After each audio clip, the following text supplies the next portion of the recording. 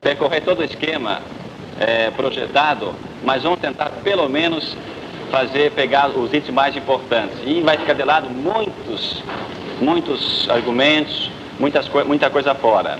Você receber em mãos aí uma folha grafada, as consequências teológicas, filosóficas, psicológicas, sociais e políticas da reencarnação. É apenas um esboçozinho, algumas pistas indicatórias, não é exaustivo.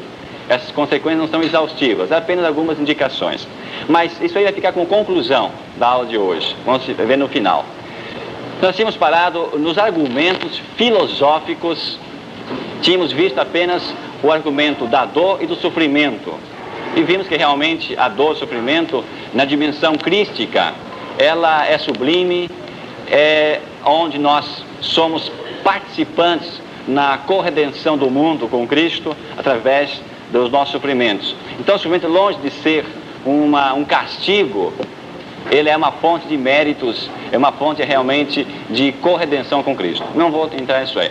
Vamos ver agora o número 2, um outro argumento filosófico retido pelos reencarnacionistas a favor da tese, da hipótese, é a evolução. Tudo evolui. Portanto, por que o homem não pode evoluir? Vamos ver em que esse argumento da evolução, segundo os reencarnacionistas, no que ele falha, no que ele é contraditório. E é profundamente, é totalmente contraditório a tese, o argumento filosófico da evolução para justificar a reencarnação. Em primeiro lugar, então, quem sou eu? Quem é cada um de nós? Nós somos frutos, agora, nesse momento, de muitas vidas passadas. Nesse momento, estou nesse estágio evolutivo para atingir a perfeição. E vou viver ainda muitas outras vidas para atingir a perfeição. Para atingir o nirvana, segundo o hinduísmo, para atingir, portanto, o Deus sobrenatural, para identificar-se, para confundir-se com ele. Vejam como que esse argumento só a própria afirmação, colocação dele, já é falha. Quem é que evolui? É o corpo que evolui? Esse corpo meu agora aqui é mera camisa, é um mero envoltório. Ele não faz parte da evolução ontológica, metafísica do homem.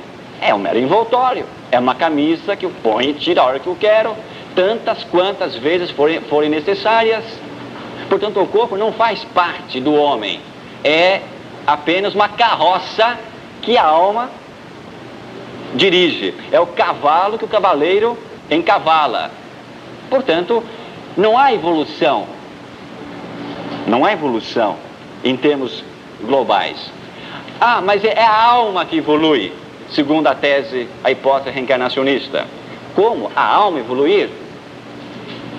Quem evolui não é a alma que evolui, não é a alma que tem os seus progressos, é o homem total, é o homem completo, corpo, alma, matéria e espírito.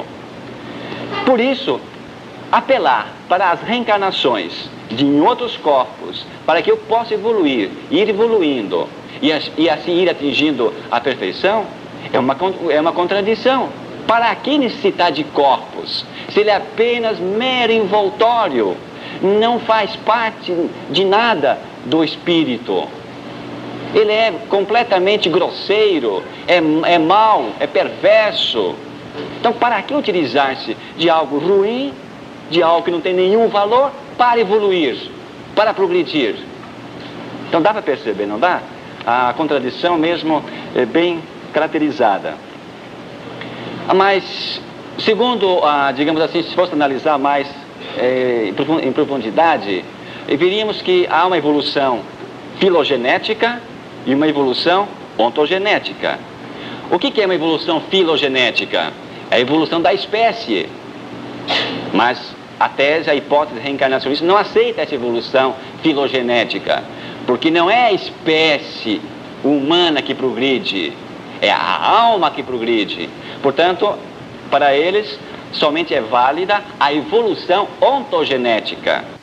É o ser, é o indivíduo que evolui. Mas esse indivíduo ontogenético que evolui, quem é ele? Como é que ele evolui? Através da alma. Mas a alma que reencarna. Mas a alma não pode evoluir por ser espiritual. Mas então é o corpo que evolui? Não, o corpo não evolui. Porque o corpo é mero envoltório.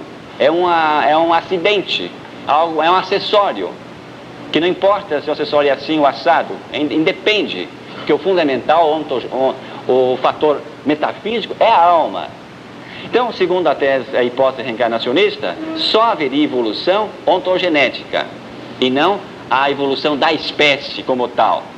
O que nós vemos na realidade? É o homem que evolui, é o homem total que evolui, é uma evolução filogenética, a espécie toda que evolui, quer seja entre os animais, entre as plantas. Uma planta que está ali hoje, a sua semente hoje está muito mais adaptada, segundo os indícios das convergências evolutivas, hoje, do que há 500 anos atrás. Então, houve uma melhora da própria semente daquela árvore. E ela vai se adaptando evolutivamente às circunstâncias, ao ambiente, à atmosfera e assim por diante. Também o homem. Há uma evolução ontogenética e uma evolução, o ser individual que cresce, que evolui, o homem total. Não só o seu corpo ou só a sua alma, é o homem total, psicossomático. E também há a evolução filogenética da espécie toda, que cresce, que evolui, e assim por diante. Senão, hoje, o que a gente constata na realidade social aí que vemos? Muito mais atraso hoje, isto é, muito mais sofrimento hoje, do que 500 anos atrás. Não é verdade? O sofrimento aumenta porque somos hoje quantos bilhões de seres humanos? Parece que então é uma contradição. Evoluímos e parece que cada vez mais os sofrimentos aumentam. Segundo a hipótese reencarnacionista, tinha que diminuir. Porque somos hoje espíritos mais evoluídos hoje do que 1000 anos atrás. E o que vemos hoje? Tantas barbaridades, tantas incongruências. Tudo isso contrapõe a tese, a hipótese reencarnacionista. Não vamos deter muito, senão demora demais. Mas há alguns outros itenzinhos. É inútil a evolução para afirmar a reencarnação. Por quê? Vejam vocês, eu já vivi 1000 vidas passadas. Não lembro de nada. Nenhuma experiência. Quando eu fui, por exemplo, um cientista, quando eu fui um marceneiro, eu sou nulidade em marcenaria hoje. Por que não me lembro de nenhuma experiência de quando eu fui marceneiro, fui pedreiro, quando fui carpinteiro, fui operário? Eu não lembro de nada. Quer algo mais inútil do que isto? Ter vivido 1000 vidas e agora não aproveitar nada agora? A natureza, portanto, não faz nada em vão. Não existe nada em vão na natureza, não é verdade? E quer algo mais em vão, mais inútil do que 100, 200, 500, 1000, 10.000, 20.000 vidas vividas anteriormente, e inútil, para nada me serve agora. Não posso utilizá-las em nada, nem sequer me lembro, muito menos posso experienciá-las na praxis da vida. É prejudicial. Totalmente prejudicial a evolução para confirmar a reencarnação.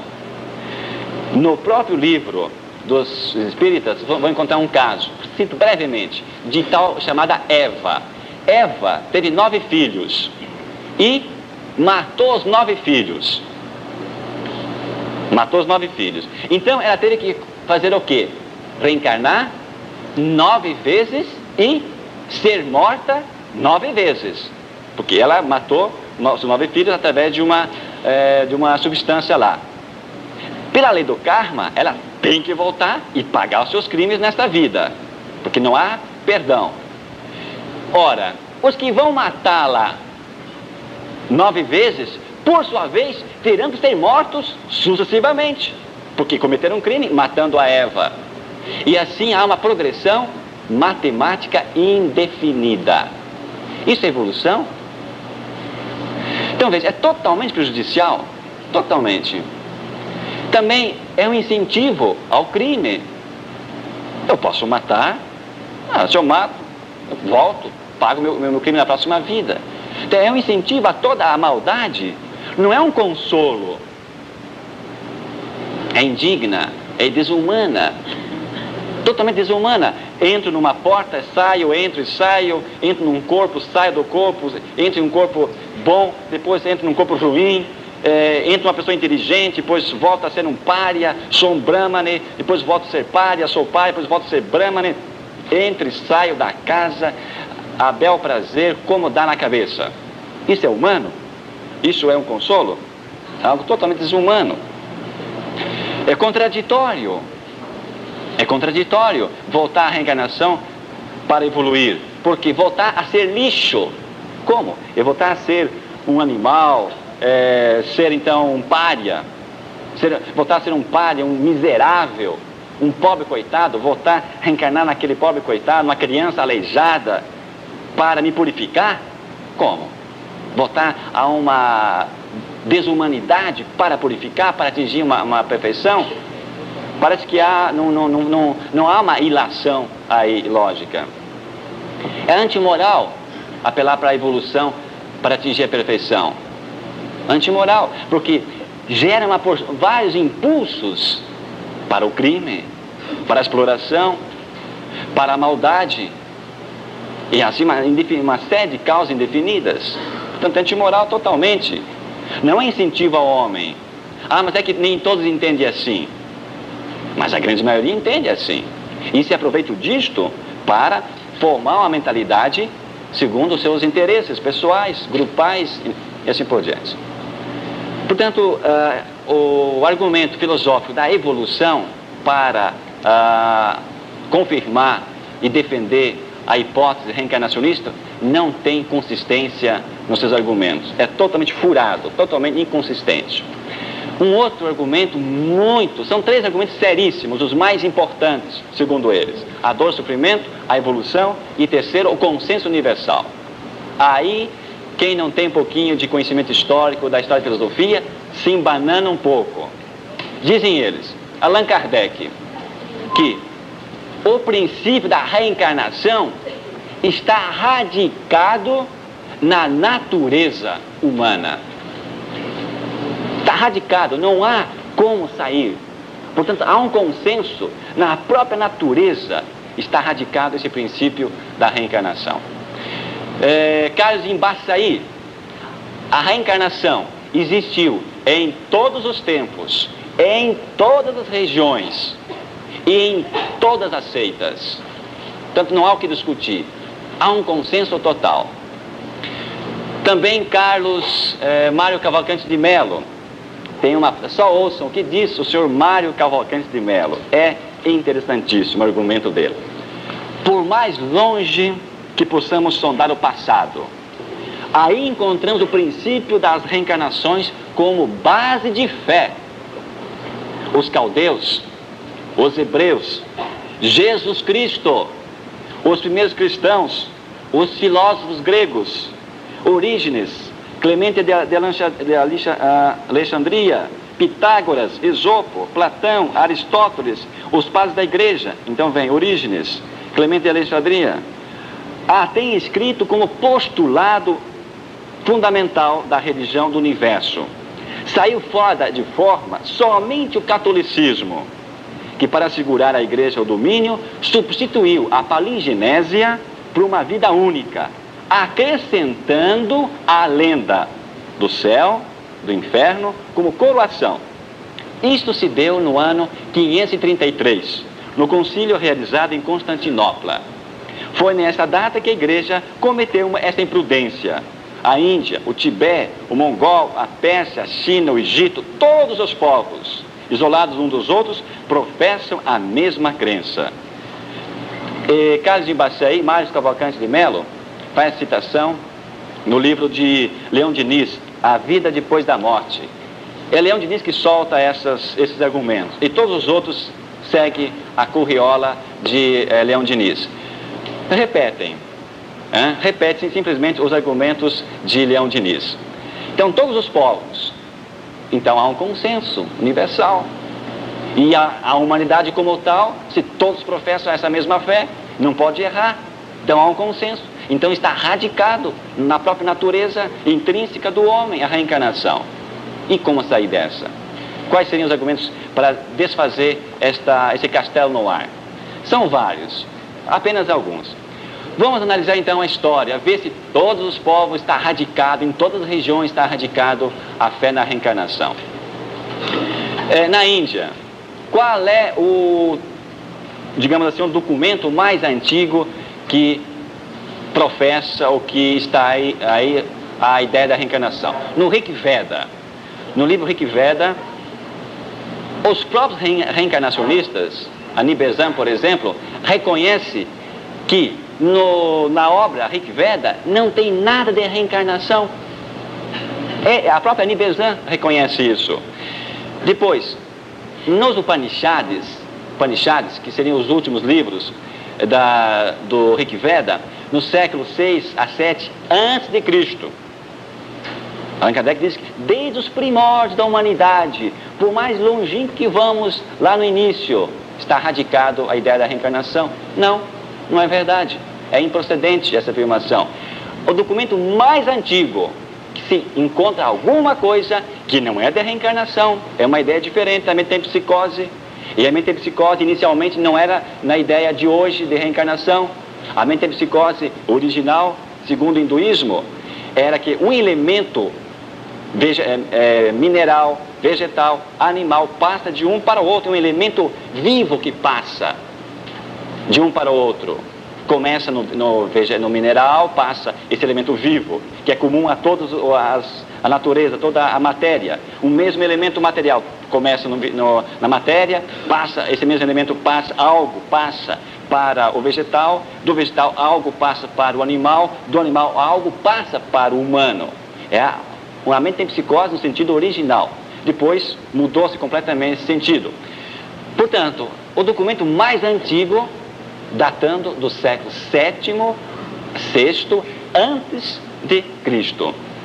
E nos Upanishads, percebe-se como que surgiu a ideia, então, da metempsicose, segundo o hinduísmo. Dos Brahmanes, talvez por influência dos povos arianos.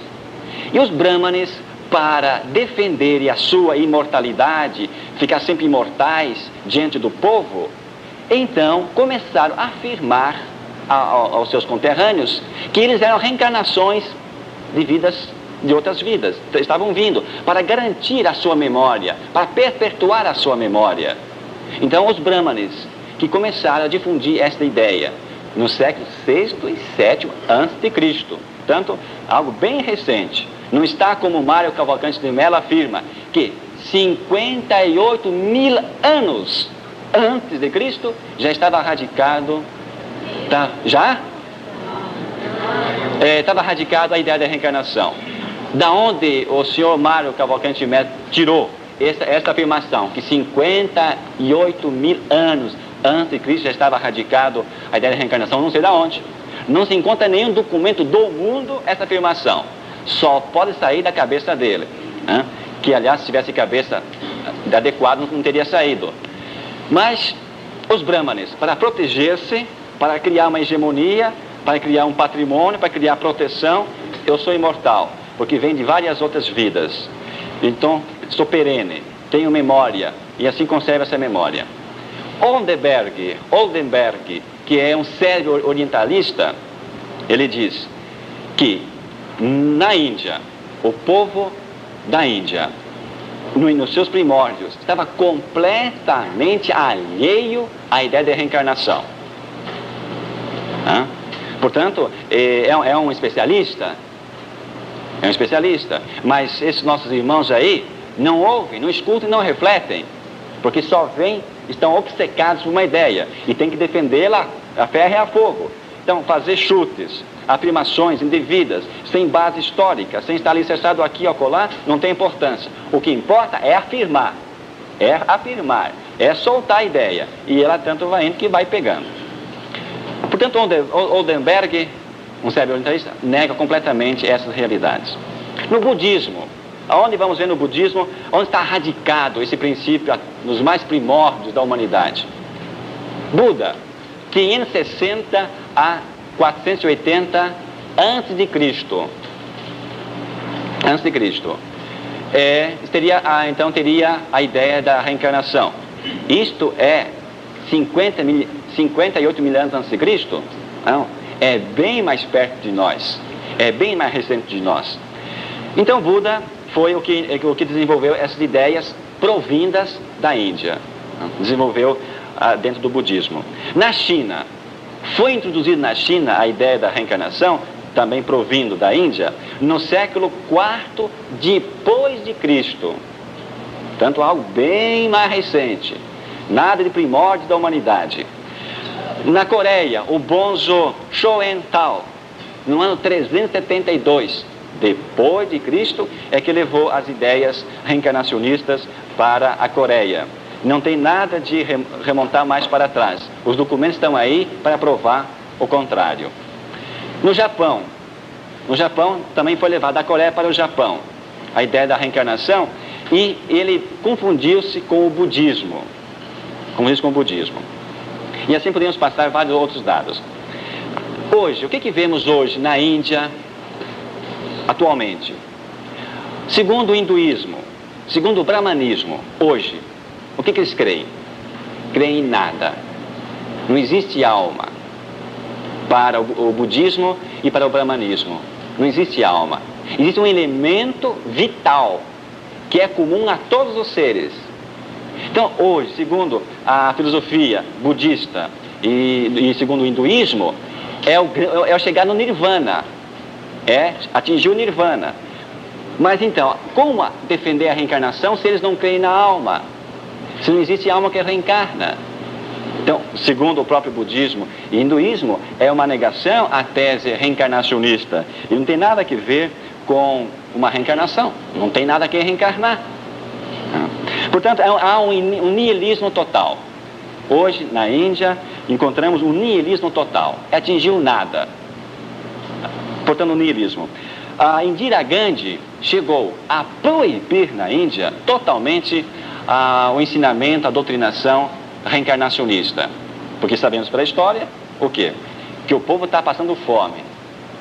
E eles não se alimentam da carne de gado, de vaca. Não se alimentam. Então Indira Gandhi proibiu por projeto de lei que a proibição total da ideia reencarnacionista hoje. E tem dois parapsicólogos hindus, que dizem o seguinte: Panikkar e Shahri, que são os dois, Panikkar e Shahri, totalmente contra Ian Stevenson, aquele parapsicólogo e psiquiatra inglês, americano, que escreveu 20 casos sugestivos de reencarnação, e já está pronto 100 casos sugestivos de reencarnação. Panikkar e Shahri, dois parapsicólogos hindus que rejeitam totalmente os casos por Stevenson pesquisado. Não aceitam como verossímeis. Eles dão uma explicação muito diferente de Ian Stevenson. Mas como Ian Stevenson nasceu numa família espírita, desenvolveu-se nesse ambiente, então há na sua mentalidade uma tendência natural para a reencarnação. Portanto, vemos aí que isso não procede. Teríamos ainda outros dados, outros argumentos. Teríamos ainda para ver a realização, número 4, do desejo de múltiplas experiências de vida. Só uma vida é muito pouco. Então, há um desejo de outras experiências, de outras vidas. Então, mas isso, há uma resposta a este argumento. O que é? Qual seria o argumento que vocês dariam a esta colocação? Que há necessidade de outras vidas para atingir uma experiência mais madura. O que responder a esse argumento? O que vocês responderiam? Paternidade. Não. Chega um espírito e diz assim para vocês: olha, uma vida só é muito pouca. Precisa mais vidas para desenvolver-se. Sempre volta a estaca zero. O que mais? A abertura ao infinito. A abertura ao infinito. No coração do homem, inquieto está o meu coração, enquanto não repousar em ti. Então esta sede é uma sede de infinito. É uma sede transcendental. É uma sede da plenitude total do homem. É isso que está radicado na natureza humana. A sede do infinito, do Abba Pai, Abba Pater, É isso que está radicado no mais profundo da nossa natureza humana. E não é que uma vida é muito pouca. Sim, é muito pouca, mas nesta vida nós temos quantas chances, milhões, milhares de chances nós temos de mudar nesta vida. Quantos milhões de instantes nós não temos numa existência para mudar, para converter, para melhorar, para fazer outras opções de vida mais profundas, mais maduras, mais cheias de amor. Então, uma vida, é muito tempo para você ir fazendo uma opção fundamental por Deus, dia a dia, e refazendo essas opções fundamentais. Então, esse desejo de múltiplas vidas é um desejo mal aplicado, mal usado na realidade. Um outro argumento rápido que eles usam bastante para defender a reencarnação é a diversidades de circunstâncias. Ser durante uma vida um operário é muito pouco. Ser durante a vida todo um operário, não precisa voltar outras vidas para ser um engenheiro, ser um médico, ser um padre, ser uma freira. Ter diversas circunstâncias, diversificadas, variadas de vidas, para eu me evoluir. Vejam, é improcedente isto. E, novamente, então, nós temos muitos chamados na nossa consciência profunda de mudança radical, não é verdade? Um outro ponto, o mais talvez interessante, muito usado, frequentissimamente usado, e aí nós católicos nos embananamos. Porque não adianta dizer, padres, é bobagem, isso aí não tem consistência nenhuma, isso é falso. Há que explicar os fatos. Então, chega alguém, um dia chegou para mim uma espírita, a mais famosa espírita em Ponta Grossa, muito famosa, a família toda espírita. Chegou para mim um dia, falou, depois de uma missa, ela ia na missa, o noivo era católico, ela ia na missa.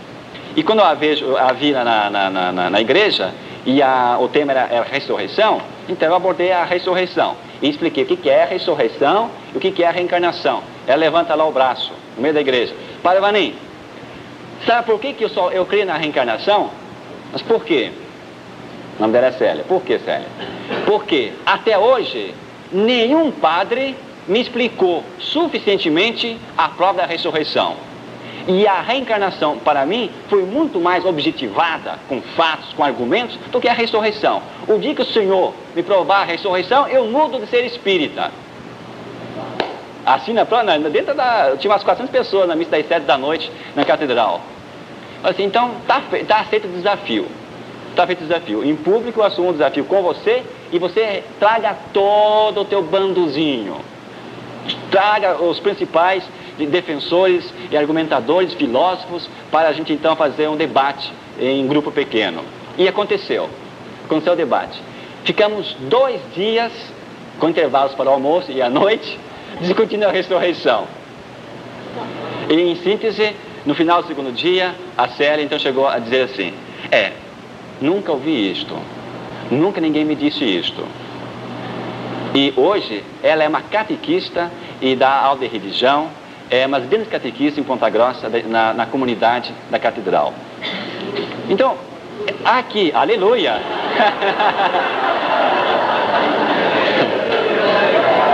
Aleluia! Mas vejam, a afirmação dela, nunca ninguém tentou provar, me explicitar esse mistério. É mistério. Mas, Padre Vanim, até quando mistério? Para que Deus nos deu cuca? É para usar. Então, os padres se refugiam em mistério. É mistério, minha filha, tem que aceitar. Não, até onde vai o raciocínio, até onde vai a penetração intelectual, temos que esgotar os argumentos. E ela realmente mudou, aceitou. Daquele grupo, só ela. E os pais, os irmãos, ela sofreu depois terrivelmente, os primeiros anos, sobretudo, sofreu terrivelmente. Porque a família é muito conhecida, é dona de várias creches, muito rica, assim por diante. Bem, da onde que vem a origem da alma? Me explique, Padre Vanim, da onde que vem as almas? Dizia ela, da onde que vem as almas? Se não há reencarnação, saia dessa, padrezinha, me dizia, saia dessa, Saia dessa. Eu falei assim para ela, mas Adélia, de onde que vem as almas? Morre 100 e nasce 100.000. Devolvi o argumento, o mesmo argumento. Você diz, de onde que vem as almas? Eu te pergunto, morre 100, aqui morre 100, na humanidade, e nasce 100.000. Da onde que vem os 90.000? Da onde que vem 90.000 almas, Célia? 900. Não, é 100, é 90. E diz ela, vem de outros planetas. De outros planetas. Então eu disse, Célia, você desconhece até o pai do Espiritismo no Brasil, você desconhece o que ele afirmou. Chico Xavier afirmou, está escrito, e falou o seguinte. Perguntaram ao Chico Xavier, Chico, de onde que vem as almas? Ele respondeu, vem de outros planetas. Ele, por azar, ainda citou o planeta, da Lua. Da Lua. Daí eu afirmei para Célia, foram os russos e os americanos foram na Rússia, os russos e os americanos foram na Lua e desceram aqui, não encontraram almas. Respondeu Chico Xavier, é que é do outro lado da Lua, é aqui. Então, foram lá os russos e americanos, cadê as almas? Não encontraram. Respondeu Chico Xavier, é que está dentro da Lua as almas. Então não tem saída. Não há saída, né? É aqui, vão lá, não está. É lá, vão lá, não está. É que é dentro da Lua. Veja o argumento. Então, agora tem que ser um argumento assim, sem apologética, sem briga. Muito calmo. Senão parte para, entre as emoções de raiva aí é mais briga do que discussão, do que debate, do que conversa. Então, o mito desta origem das almas. Nasce o homem, vive o homem, ressuscita o homem total. Ressuscita o homem total. E depois todas as explicitações que são necessárias a fazer. Bem, teria que ainda fazer uma colocação sobre essa pergunta. O que o subconsciente humano busca com a reencarnação? O que está atrás desta busca de grupos, de civilizações, de seitas, de grupos intelectuais, de médicos, assim por diante? O que está atrás dessa busca? Mas vou ter que omitir, porque senão não vamos abordar o tema que é muito importante, os temas da revelação espírita e da revelação divina. Segundo eles, o próprio Deus, Cristo, está provando a reencarnação através de textos bíblicos, que eu queria ver com vocês. E ainda uma palavrinha que eu já disse, acho, sobre terapia de vidas passadas. Há um grupo aqui em São Paulo, a partir de março eu vou fazer parte desse grupo, fui convidado honrosamente por um psiquiatra da faculdade e uma psicóloga a fazer parte desse grupo. É um grupo de psiquiatras, psicólogos que se reúnem para fazer terapias de vidas passadas. TVP. Terapia de vidas passadas. Segundo Maurice Netterton, um psicólogo americano, que tem 3.000 casos no livro dele, A Vida Depois da Vida. 3.000 casos onde ele diagnosticou, nesta pessoa que vive aqui, várias terapias de vidas passadas. Se eu estou com trauma aqui, estou sofrendo aqui, de uma angústia, uma psicose, uma neurose, estou sofrendo aqui. Esta dor não é desta fase, é de fases passadas. Então tem que ir fazendo terapia, descobrindo onde é que está radicado esse trauma. Há 100 anos, há 200 anos, há 1000 anos para trás. Eles localizam. E tem vários argumentos. Então a partir de março eu vou fazer parte desse grupo. Agora interessante, eu discuti com eles, assim, amigavelmente, na faculdade, mais de 2 horas. Foram 2 horas de palestra e mais 2 horas de depois, pessoalmente no grupinho pequeno, são 4 horas. E eles espíritas, mas com todos os argumentos possíveis. 4 horas que fiquei com eles nem desconfiaram, nem por hipe, mas nem por hipe que sou padre. Não sabem que eu sou padre, naquele grupinho. Então eles atacaram. Veja, Vanim, como é que esses padres por aí afirmam isso, aquilo, esses bispos, a igreja católica. E se eles tivessem um espírito desenvolvido neles, o que custava o espírito soprar? Esse carinha aí é padre, né? O que custava para eles? Mas nem desconfio, nem de longe, nem por hipe, deles próprios. Não perceberam ainda. Vou fazer parte desse grupo de psiquiatras e psicólogos, para discutir terapia de vidas passadas. Eu desafio que vou ficar lá 1 ano E eles não vão descobrir que eu sou padre. Com toda a probabilidade. Há também a possibilidade de eles perceberem por isso, evidentemente, não é? Mas são tão, assim, obcecados na ideia que não há uma percepção diferente. Só uma palavrinha sobre isso. Vamos agora... Quer colocar para mim isso? Vamos agora, gente, aos argumentos divinos e bíblicos. Segundo os reencarnacionistas, sobretudo os kardecistas, esse aqui é o... esse mesmo, está aqui, ó. O cartaz não vai ser visível para todos, é só para facilitar a citação bíblica. Segundo os kardecistas, está radicado que há uma revelação espírita, são os espíritos desenvolvidos do além que vêm trazer a mensagem da reencarnação. Então, não há provas, veja a contradição com isso aqui, que está radicado em todos os povos, em todos os tempos, todas as regiões, a reencarnação. Agora vem outro argumento, não, só isso. Outro argumento que eles alegam, não, são os espíritos do além que vêm revelar que há reencarnação. Como? Olhemos então, se são os espíritos do além que vêm revelar, por que então se basear nisso aqui? E perguntei para a Célia, Célia, quais são as novidades que esses espíritos do além, subdesenvolvidos, revelam a reencarnação? Qual é a novidade que eles trazem, diferente desses argumentos? Sabe que nunca pensei nisso? Eles não pensam. Quando eles dão uma pergunta assim, uma argumentação sólida, bem objetiva, sabe que eu nunca pensei nisso? Aquela professora pedagoga que fez a palestra na faculdade sobre a reencarnação, que ela dizia sobre vidas passadas, eu perguntei, Terezinha, como é que você diferencia um diagnóstico de 1000 anos atrás das leis de Mendel de hoje? Perguntei assim, tinha uns 200 universitários. Ela parou, olhou para mim, sabe que eu não sei? Sabe que não sei diferenciar? Sabe que não sei responder essa sua pergunta? Mas para que pensar muito? Para que raciocinar? Isso aí estraga tudo. A gente tem que ser simples, meu amigo, dizer, tem que ser simples, tem que aceitar, está aí. Então, não há argumentos. Bem, então, os espíritos revelaram a reencarnação. É errado, totalmente errado, porque não dizem nada de novo do que já historicamente os homens propagaram. Vamos ver agora os textos bíblicos, não todos, pelo menos os principais, não vai dar tempo de ver os principais, a gente tem essa folha para analisar, do Antigo Testamento.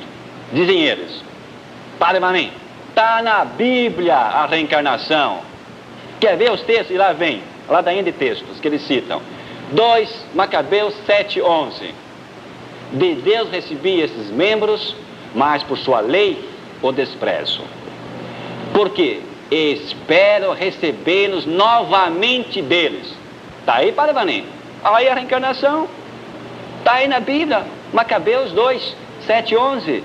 De Deus recebi esses membros, mas por sua lei o desprezo. Porque espero recebê-los novamente dele. Está aí a reencarnação. Veja o furo. Espero recebê-los novamente dele, de Deus. Estes membros. Ressurreição. Estes membros, espero receber novamente dele. Portanto, os próprios membros, os membros que eu tenho, desprezo por sua lei, mas dele eu espero receber novamente. Então, ressurreição total do homem. Porque se fosse a reencarnação, despreze esses membros e espero receber outros membros diferentes, porque os mesmos já tenho. A reencarnação supõe outro corpo. Evolução, não é o mesmo corpo. Outro texto, Ezequiel 37, 5, 6. Quer um texto mais evidente para Vanim do que este? Olha, isto diz o Senhor, a esses ossos, porei sobre vós nervos, farei crescer carnes sobre vós. Está aí a reencarnação, evidente. Então vejam, perceba onde que falha. Porei sobre vós nervos, farei crescer carne sobre vós. É a ideia clara de ressurreição, de nova criação. O homem total que começa uma nova vida na ressurreição, uma vida total, totalmente plena. Mas é um texto muito usado a favor da reencarnação. muito usado. Um outro texto, isso aqui não sei se corresponde, em todo caso, eu, numa Bíblia, não sei se corresponde exatamente a esta citação. De Êxodo 15, 26. A dor é para curar os pecados. A dor é para curar os pecados. Então diz ele, está vendo? Se estou sofrendo, e a criança doente, que pecados que fez? Nenhum pecado. É inocente, é criança, não fez nenhum pecado. Logo, está pagando pecados, agora está sofrendo de reencarnações passadas, de vidas passadas. Está pagando agora. Evidente, a dor é para curar pecados, está na Bíblia. E que mal, que pecado fez a criança? Sabedoria 3,6. Experimentou-os como ouro no crisol. É um argumento que eles usam para defender a reencarnação. Experimentar implica novos corpos, né? Experiências, novos corpos, novas vidas. Experimentou-os como ouro no crisol. Portanto, supõe nova sucessão de vidas, outras existências, assim por diante. Salmo 90.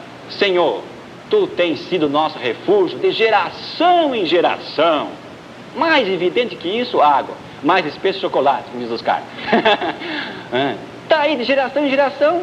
Tu tens sido conosco nosso refúgio de geração em geração. Vejam, gente. Há que explicar que Deus é misericordioso, nosso refúgio, sempre, em todas as partes, continuamente, com todos os povos, em todas as gerações. Deus não ama mais um do que o outro. Deus ama a todos igualmente. Não pode amar mais um do que outros. É totalmente outro enfoque que tem que se dar. Gênesis 25, 17. Entregou sua alma e foi unir-se aos seus. Está aí a reencarnação. Está aí a palavra reencarnação. Entregou a sua alma e foi unir-se aos seus. Pega o mesmo argumento deles e contrapõe. Foi unir-se aos seus. Portanto, se ele foi unir-se aos seus familiares, seus irmãos, seus pais, família, foi unir-se aos seus lá, não voltando aqui. Portanto, a vida eterna, a vida de paraíso, a felicidade plena, foi unir-se aos seus. Porque segundo a tese da reencarnação, isso teria que voltar aos seus, retornando, não aos seus lá, que estão lá ainda, não voltaram ainda, não se reencarnaram ainda. Sabedoria 8, 19, 20. Esse texto, então, é checkmate, segundo eles. Coube-me em sorte uma alma boa, ou antes, sendo bom, tem um corpo intacto.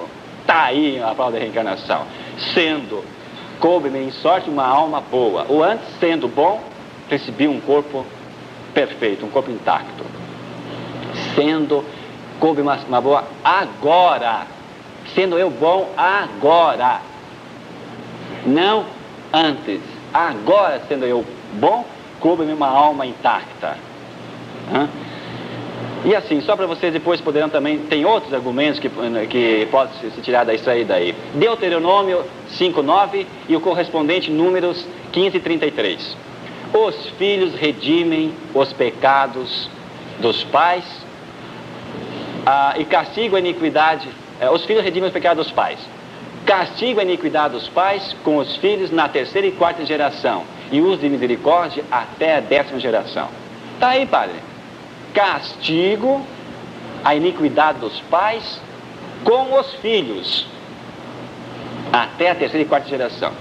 Os pais e os filhos. Então vejamos que contradição que eles caem, mas que não percebem. E quando percebem, ficam assim meio atônitos, ficam sem resposta. Castigo, então, o pai, aqui está o filho. A mãe, aqui está o filho. Castigo, então, o pecado do pai e da mãe nos filhos, até a 3ª. 1, 2, 3 gerações. Aqui está a 1ª geração. O filho está vivendo simultaneamente com a mãe. Como é que o filho vai ser a reencarnação da mãe se a mãe está vivendo? Se vive a mãe e vive o filho? Como é que vai ser castigo? Vai ser esse castigo, esse filho, se a mãe está viva aqui, se o pai está vivo aqui? É um absurdo um filho ser a reencarnação da mãe, própria mãe que lhe deu a vida. Até a 3ª geração. Portanto, vejo como é falho, é absurdo, é realmente esse argumento, e há que explicitá-lo bem melhor do que estou fazendo agora, rapidamente. Vamos ver agora o Novo Testamento, que é o prato cheio. Põe em cima. O prato cheio é o Novo Testamento. Eu tenho a patrística ainda, mas não vai dar tempo. Novo Testamento. O texto, os mais usados, não todos, porque não dá tempo a todos. João Novo, pode especificar ainda. Quem não renascer de novo, não entrará no reino dos céus. Tem que apertar um pouquinho mais. O que você responderia? Quem não renascer de novo, não entra no reino dos céus. Renascer, está claro? Hein? Batismo. Ok. Mas diz São Paulo, e nós renasceremos pelo sacramento da regeneração. Diz eles, está aí, padre. Regeneração e reencarnação é a mesma coisa. Renascer e reencarnar são duas diferentes. Exato. O que mais? Qual é o argumento mais forte? Renascer. Continuando no próprio texto. Hein? Não, tem um textozinho antes dessa ainda. O que perguntou Nicodemos? Oi? Exatamente. Se Nicodemos, se os judeus fossem reencarnacionistas, por que Nicodemos iria perguntar? Mas Cristo, eu já velho, como é que eu posso, Cristo, barbudo, velho, voltar para o seio da minha mãe? Mas eles não continuam o texto, só param aí. Param aqui no texto. Param aqui, não vão à frente. O próprio texto, na sua continuidade, responde à interrogação. Mas como posso eu, sendo velho, voltar ao seio da minha mãe? Não há. Se Nicodemos fosse reencarnacionista, nem iria perguntar, tranquilamente entender. Ah, sim, tá ok. Então eu vou voltar no outro corpo, mais tarde. Mas como? Ele então entendeu direitinho que não era no sentido reencarnacionista. E depois, continuando esse texto ainda, o que mais que teria aí? Isso que vocês já disseram, se não renascesse pela água e pelo Espírito. Depois Cristo vai dizer mais à frente no texto, no versículo 15. Assim, o Filho do Homem terá que ser elevado, para que todos aqueles que creem nele tenham a vida eterna. Portanto, assim, Cristo explicitamente deixou claro, tem a vida eterna, e não reencarnações. O texto diz, no grego, anoitem. Anoitem não é nascer debaixo do ventre, do útero materno. Anoitem, de cima do Espírito de Deus, renascer. E assim por diante. Outro texto também, Mateus 7,2. Na medida que medireis, sereis medidos. Esse texto é muito usado. Na medida que medireis, sereis medidos. Portanto, vocês medem, são assim nessa vida, na mesma medida que vocês mediram aqui, vocês vão ser medidos na outra reencarnação. Vão receber. Não é nesse sentido que se fala. Se eu usei de misericórdia nessa vida, se eu usei de amor, de justiça, de bondade, eu vou adentrar a esta realidade que eu construí. Usei de misericórdia, vou ser planificado com a misericórdia. Usei de justiça, vou ser medido com a plenitude de justiça. Usei de bondade, usei de uma medida de bondade grande, vou ser planificado com a bondade que vivi. E assim por diante. O João 9,2. E o cego de nascença? Dizem os reencarnacionistas. Os próprios discípulos eram reencarnacionistas e os judeus também. Por que eles perguntaram? Foi ele que pecou ou seus pais? Que eram os pais que tinham pecado, os apóstolos e discípulos entendiam. Mas os cegos de nascença não entenderam e perguntaram. Então, se perguntaram, é porque eles acreditavam na reencarnação, segundo a tese deles. O que você responderia a esta afirmação, esse argumento? Os pais estavam vivos. Os pais estavam vivos. Mas o filho é cego. O filho é cego. Se é cego, se está sofrendo a cegueira, a dor, castigo do pecado. Portanto, pecado, não fez pecado, nasceu cego, não fez pecado. Então não pecou ele. Por isso a pergunta, pecou ele ou pecou os seus pais? Então, os reencarnacionistas. Então pecou em vidas passadas. O que responder? Oi? Ninguém pecou. O próprio Cristo respondeu no próprio texto. Nem ele. Mas os reencarnacionistas não leem o texto completo, só extraem aquilo que lhes interessa. O próprio texto refuta: nem ele nem seus pais pecaram, para que se manifeste a glória de Deus e por diante. Vejam, mas por que essa pergunta dos discípulos? Por que vocês perguntaram? Os discípulos perguntaram tantas coisas. Eram pessoas simples, os discípulos, os apóstolos. Eram simples. Perguntaram tantas coisas. Cristo, como é que vai ser no céu? Quem que vai casar com quem? Perguntas de pessoas simples. Por isso que eles fizeram essa pergunta. Se foi ele ou seus pais que pecaram. Assim por diante. Outro texto, muito famoso esse aqui. João Batista, reencarnação de Elias. Esse aqui, então, não tem saída, segundo eles. Saia desta. Está aí. Lucas 1,17. Irá diante dele com o espírito e o poder de Elias, para reconduzir os corações dos povos. Irá diante dele com o espírito. Está aí, espírito. E o poder de Elias. O que você responderia a esta indagação? O que queria responder? Com as ideias? Espírito não é alma. Missão espiritual? Dimensão espiritual. O que mais? O que mais? Vejam. Irá na coragem de Elias, nas virtudes de Elias, na doação de Elias, na fortaleza de Elias. Mas confunde alho com bugalho, tudo a mesma coisa. Há uma confusão aí. Esse mesmo texto tem uma citação para entender este. Mateus 11,14. Elias já veio. Elias já veio, disse o Cristo. Elias já veio. Está aí, é João Batista. Já veio. João Batista é Elias. Até o Cristo afirmou isto. 2 Reis 2,9. Elias respondeu. Naquele diálogo entre Elias e Eliseu. Eliseu respondeu: faz que eu tenha uma dupla porção do teu espírito. Faz que eu tenha uma dupla. Rezou, implorou Eliseu a Elias. Faz, Elias, vendo Elias não subir ao céu, faz, pai Elias, que eu tenha uma dupla porção do teu espírito. Está na cara aí, Paramanim. Saia dessa dupla porção do teu espírito. Portanto, 2 espíritos tem o Eliseu. E o dele foi para onde? E o espírito de Eliseu foi para onde? Se ele pegou mais 2, então tem 3 porções. A dele, o espírito dele, e mais 2 porções que pegou de Elias. Então, 3 porções. Vejam. Então, João Batista veio na coragem, no modo de ser, na sua vida, na missão, na fortaleza de Elias. Não é verdade? E não uma reencarnação com Elias.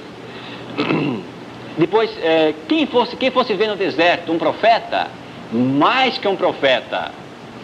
Portanto, está aí, segundo a evolução, João Batista é mais que profeta. Segundo a evolução, ele é mais perfeito, porque foi Elias, agora é João Batista, mais aperfeiçoado, mais que profeta. Portanto, a evolução da reencarnação atingiu, ficou melhor, ficou mais aperfeiçoado, podiam dizer eles. Mas era simplesmente profeta. Elias era simplesmente profeta, e João Batista era mais que profeta, evolução. Portanto, reencarnação de Elias. Não, João Batista é ele. Recebeu um elogio de Cristo pela sua dedicação, pela sua vida, pela sua coragem, e assim por diante. Vamos pegar Elias, reencarnação de Batista no batismo. Vamos ver esse episódio aí. Então, está lá João Batista no batismo. E está batizando Jesus. Batiza Jesus. Bom, então, é Elias que batiza Jesus, porque João Batista é Elias, no batismo. E no Tabor, depois, quem que vai aparecer? Elias. Mas então Elias voltou, deu uma marcha ré.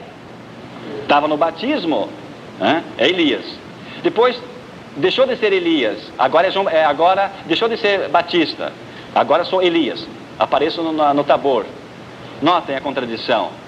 Deixou de ser Batista para ser Elias, deu uma marcha ré, voltou Não progrediu no Tabor. Apareceu Elias e Moisés. Tinha que aparecer quem? João Batista, não Elias. Então deu uma marcha ré. Mas não, é que João Batista era uma alucinação. João Batista é uma alucinação que houve, não é uma realidade. Então perguntem, quem que mataram, a quem que degolaram? A ninguém? O Zé Ninguém? É alucinação, a alucinação não se degola. Aqui, o máximo pode fazer dar um susto na gente, ou ter um papinho com ele, uma alucinação, tudo bem, tudo legal, sou corintiano, não sou, né? Mas degolaram João Batista, é um fato real, está aí histórico. Foi degolado, foi trazido a sua cabeça na bandeja. É que matar a alucinação. Vejam, é uma contradição total. Portanto, quem é você? És Elias? Respondeu Batista, não sou Elias. Veja como é que os espíritos, as reencarnações saem pela tangente. És Elias? O que eles entendem? Responder, não sou. Dizem eles, teria dito, é você Hélios. É você Hélios. Claro, não sou Hélios, não sou Sol. Não sou, evidente que não sou Sol, não sou Hélios. Mas pegar em Batista, um homem objetivo, um homem radical, fazer em Batista, colocar na sua boca, jogo de palavras, Hélios, Elias, Hélios, jogo de palavras, é impossível em Batista. Falando grego, um homem que vivia no deserto, não falava o grego, algumas comunidades falavam a koiné, mas o Batista que vivia lá no deserto. Esse jogo de palavras é indubitável botar em Batista esse jogo de palavras. O próprio texto depois refuta essa argumentação. Por que então batizas, se não és o Cristo, se não és Elias? Vejam, então, muitos textos assim que poderiam ver. Depois também, Cristo e Elias. Quem dizem os homens que sou eu? Uns dizem que é João Batista, outros dizem que é Elias. Mas Elias, segundo a tradição judaica, não teria morrido. Então, se Elias voltou em Cristo, seria a primeira vez, e não reencarnação. Quem diz o nome que eu sou? Outros dizem que você é João Batista. Como? João Batista e Cristo são contemporâneos. São contemporâneos. Vivem muitos anos antes, juntos. Portanto, não pode ser uma encarnação, Cristo sendo o Batista. Eles vivem juntos. Portanto, alguns não sabiam que o Batista tinha sido morto. Portanto, pensavam, esse homem que está aí é muito parecido ao Batista, a sua pregação, a sua proposta de vida, assemelha-se ao Batista, portanto, é o Batista. Diz o Espírito. Está aí uma prova, mais um argumento a favor da reencarnação. E assim por diante. João 8, 57, 51. Todavia não tem 50 anos e viste Abraão. Claro, viveu outras reencarnações passadas, por isso, antes de Abraão existir, eu sou. Eu sou. Vejam, tantos outros textos, também tem outras passagens aqui dos padres da igreja. Só olhem, eles citam 7 padres, para quem copiou no esquema, que teriam sido os pais na primitividade, no cristianismo primitivo, iniciante, os pais da reencarnação. Citam 6 ou 7 padres. Orígenes. Veja o que diz Orígenes contra a tal de Basílides. Basílides dizia, um texto de Paulo, vivi em outros tempos sem lei. Claro, outras reencarnações. Então, a Orígenes refuta Basílides dizendo, não. Diz assim, fábulas ineptas, ímpias, diz Orígenes contra Basílides, na afirmação de São Paulo, que vivia em outro tempo sem lei. Então viveu em outra reencarnação sem lei. Mas está falando de sua conversão, da sua vida nova. Um outro padre, Clemente de Alexandria, o que ele diz? São todos santos padres pegos para defenderem a reencarnação. Veja o que esses próprios citados por Sacop, caso de Embaçaí, Allan Kardec, Leão Diniz, o que diz Clemente de Alexandria?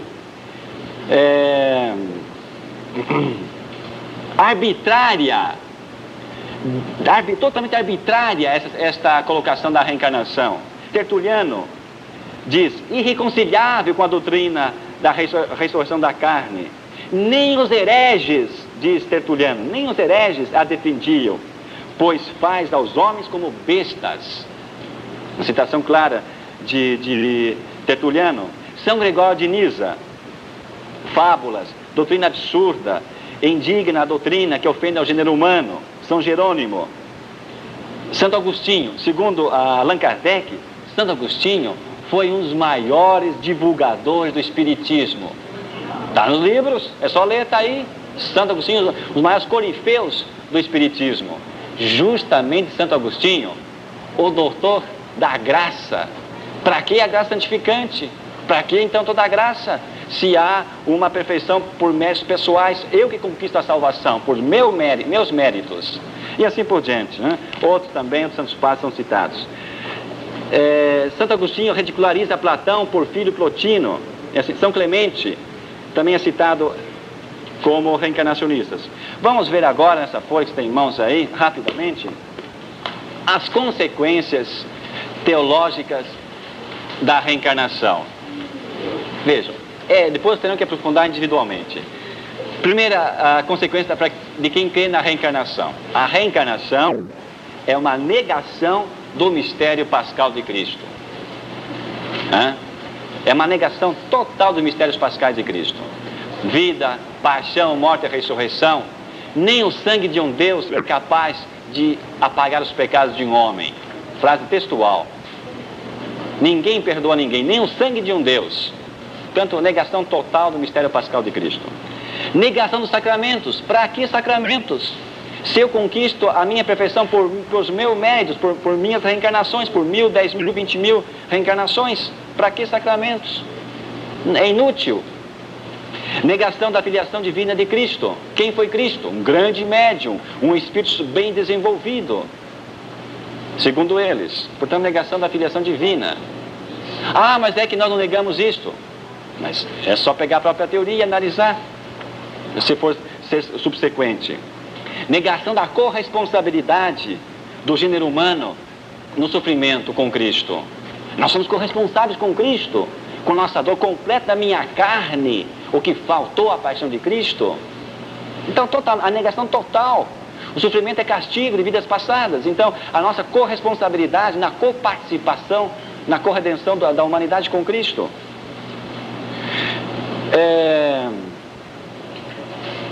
Negação das virtudes cristãs. As virtudes cristãs ficam todas por terra. Para que ser bom, generoso? Para que ser virtuoso? Se ser bom eu sofro, se eu sofro com alguém, se eu sofro, eu estou pagando, então cai por terra as virtudes, os méritos das virtudes. Ser bom é inútil. Espírito grosseiro, espírito subdesenvolvido, quem sofre. E são os bons que querem compartilhar, são aqueles que têm uma consciência mais ampla, que sofrem com a realidade externa. Os acomodados, tranquilos, não sentem nada, não sofrem, não se incomodam com ninguém, não olha a um palmo do nariz, não pode sofrer. Então, espíritos envolvidos. Foi por terra baixa todas as virtudes cristãs. E para que rezar? Então, a própria preces dos espíritos é uma negação à própria teoria espírita. Para que rezar? Se eu atinjo a perfeição através de muitas reencarnações, é inútil rezar, não tem valor rezar. Leva ao panteísmo, totalmente, né? Dá para entender claramente. E é uma grande teomania, uma mania de querer ser Deus, uma mania de grandeza, complexo de superioridade, assim por diante. Uma grande teomania, mania de querer ser Deus agora, né? Saber tudo. Consequências filosóficas. Leva ao determinismo, leva ao fatalismo. Fez o mal, tem que pagar, não tem escapatória, não há perdão. Que consolo, hein? Que consolo. Que consolo para as mães que veem um filho morrer embaixo de um caminhão esmagado, hein? Está sofrendo? Vai voltar em outras vidas. Que consolo. Falso conceito de justiça, que já foi visto, gera mentalidade mágica. Negação do ser como pessoa. Quem sou eu? Eu sou uma carcaça ambulante, que vem um espírito e se acavalou em mim Então meu corpo é um cavalo da alma. A alma se acavalou em mim. Então, quem é a pessoa humana? Totalmente uma despersonalização do ser humano.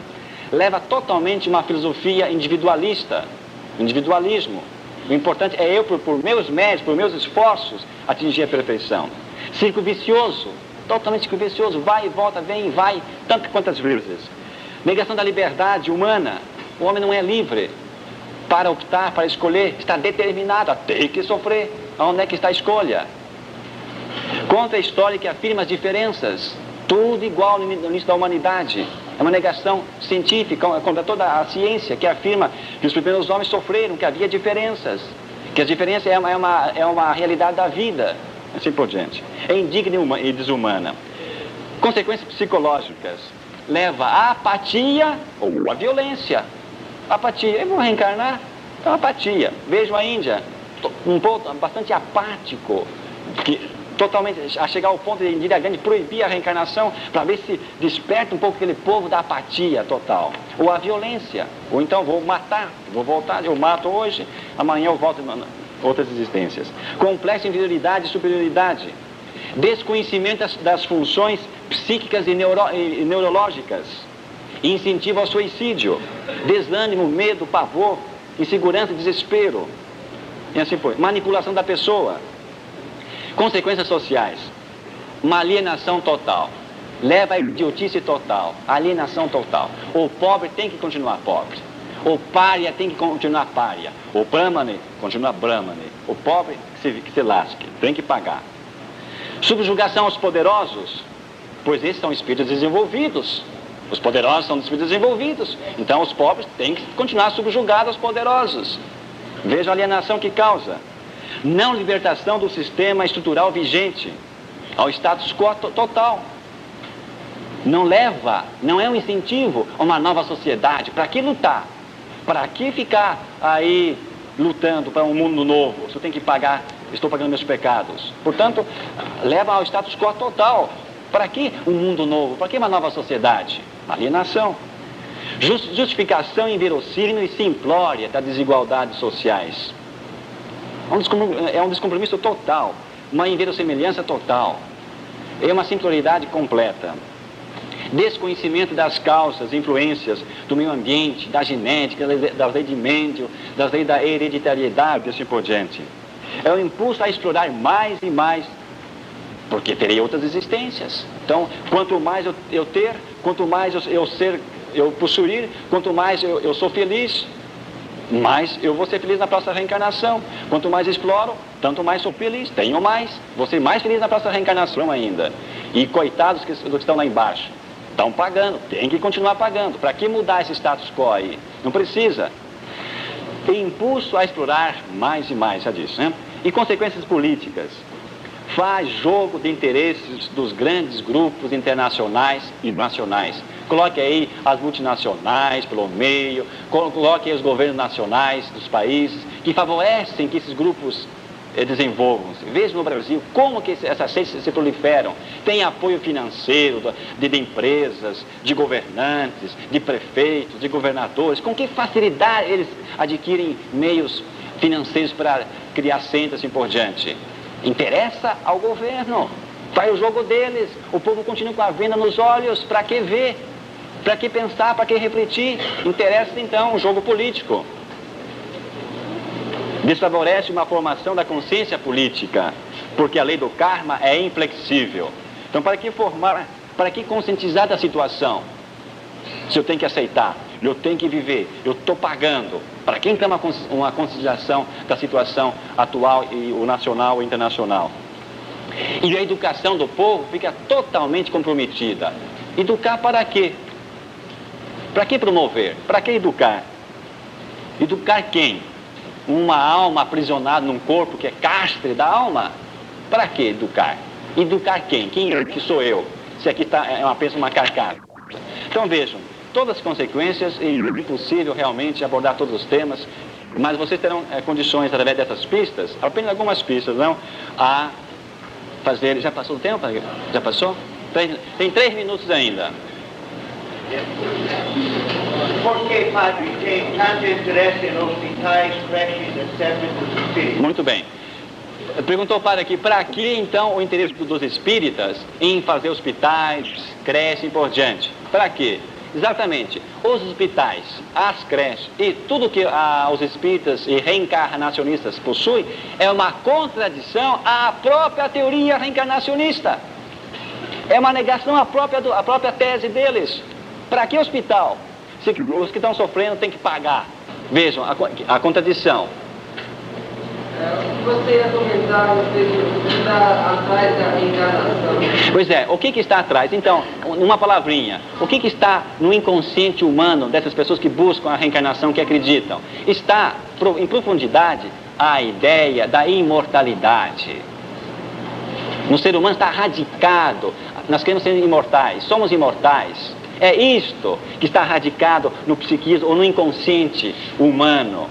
Agora, só que transformam esta imortalidade, modificam essa realidade que todos nós somos, digamos, caminhantes para isto, para a reencarnação. E tantas outras causas. O que está nessa busca?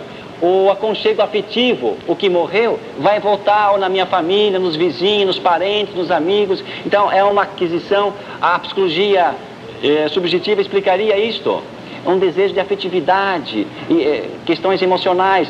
Ele morreu, mas ele volta aqui perto da gente, quem sabe no outro irmão, no outro próximo filho. Então, a próprio grupo. Então, um aconchego afetivo que está por aí. Alguma outra pergunta? Em 1 minuto ainda, 2. Pois não.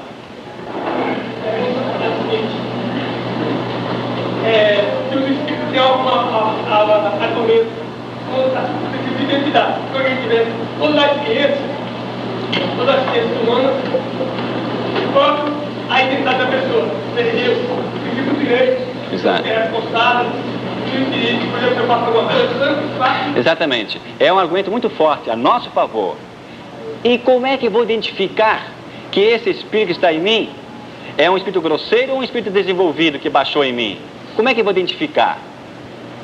Como identificar? Então um argumento a favor nosso, a busca da identificação. Como diferenciar um espírito ou outro que reencarna? Quem sou eu ou é João ou é Maria? Pois é, também. Quem sou eu?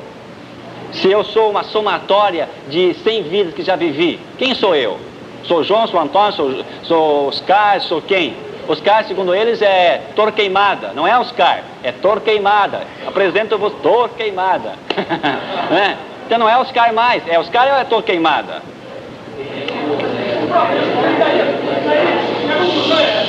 A conclusão é, o Pablo de hoje ia ter tanto respeito pela pessoa humana, digamos, a minha pessoa. Exato. Se fosse outras pessoas, não faz muito bem. É desumana, é inútil, assim por diante. Pois não. Ah, sim, o homossexual seria uma alma que se enganou de corpo. Também, pode ser.